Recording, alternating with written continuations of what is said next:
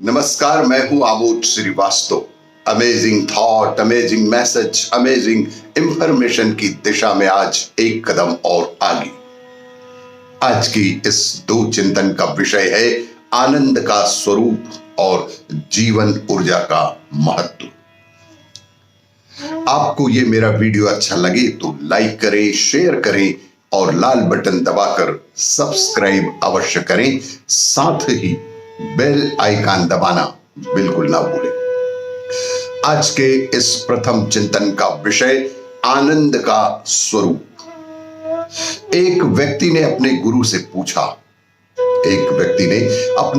पूछा, अपने भाग्य को पूरी तरह अपने हाथ में लेने के लिए हमें क्या करना होगा। मैंने किसी महिला को आपसे अपने विचारों पर काबू करने के बारे में सवाल करते हुए सुना था। वो बता रही थी कि किस तरह उनके विचार उनके काबू में न रहकर बेवजह हर दिशा में दौड़ते रहते हैं। हम में से अधिकतर लोगों के साथ ऐसा ही होता है।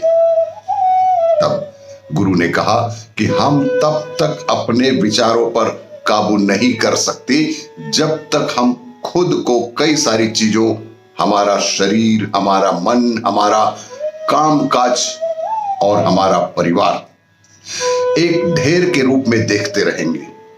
इन सब का हमारे भाग्य पर काबू करने से कोई संबंध नहीं है। गुरु ने समझाना शुरू किया, जैसे ही आप खुद को उन सब चीजों से जुड़ा हुआ मानते हैं तो आप नहीं हैं, तो आप इन विचारों को नहीं रोक सकते। भौतिक शरीर से शुरू करके जो एक गठरी है मन, भावनाएं, चीजें, लोग, आपने इतनी सारी झूठी पहचानें जो जोड़ ली है अपने साथ, उनका सिलसिला कभी खत्म ही नहीं होता। लोग इन झूठी पहचानों के साथ अपने संबंधों को समझ नहीं पाते। आप इस हाल में खुशी पा सकती हैं, बाहरी परिस्थितियों के कारण आपको थोड़ा आनंद मिल सकता है, पर अधिकतर लोगों के लिए स्वयं में रहकर पूरी तरह आनंदमय होना संभव नहीं हो पाता।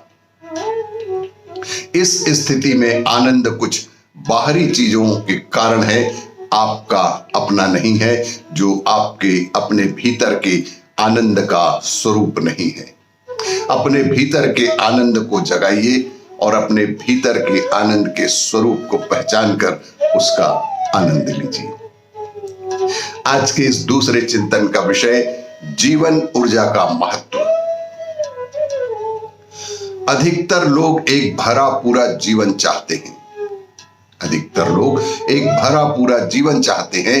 मैंने कहा, सही जीवन साथी, सुंदर दृश्य, खूब धन दौलत, ऐसा करके हम खुद को कम आंक रहे हैं।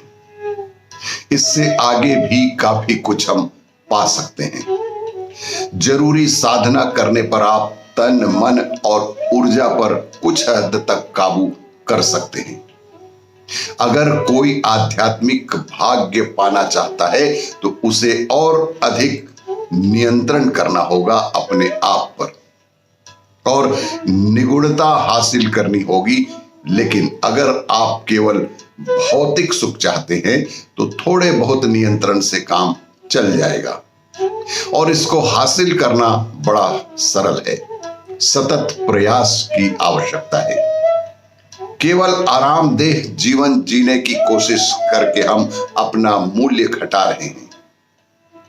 कि गुरु कहते हैं, अपने तन मन पर थोड़े से नियंत्रण से आप कई चीजें आसानी से पा सकते हैं।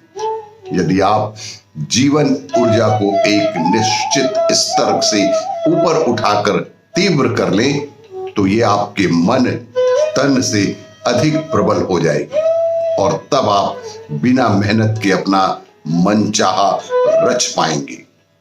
अपना जीवन उस पर जरा भी खपाए बिना संसार की हर मनचाही भौतिक वस्तु आपके कदमों में होगी।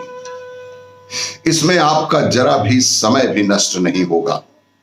सफल लोग वे होते हैं जो अपने मन पर कुछ हद तक नियंत्रण कर पाते हैं। दुनिया में सफल लोग वे ही हैं जो अपने मन पर कुछ हद तक नियंत्रण कर पाते हैं। वे किसी भी काम में खुद को एक विशेष रूप में दूसरों से अधिक लगा पाते हैं।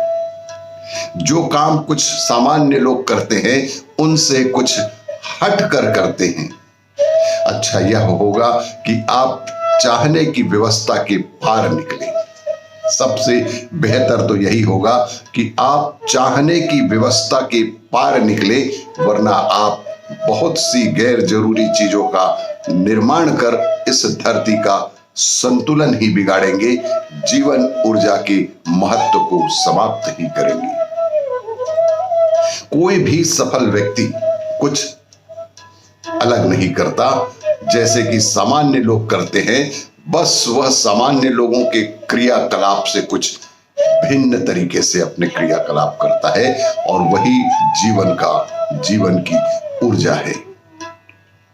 आपको यह मेरा वीडियो अच्छा लगे तो लाइक करें, शेयर करें और सब्सक्राइब अवश्य करें। धन्यवाद।